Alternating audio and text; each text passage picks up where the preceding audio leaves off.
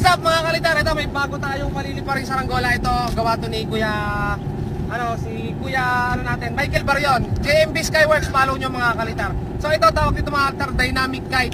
Pero nauso na yung tawag na kinetic kite ngayon. Kaya kinetic kite. Ito mga kalitar, ang nito, mechanism, gumagalaw yung ulo, kumukurap yung mata. So gumagalaw rin yung paa niya, pero hindi na natin pagagalawin. Pondo na lang muna natin. So ang mechanism nito, pag tinamaan siya ng hangin, ito mga kalitar. Dito mo pin. Ayan.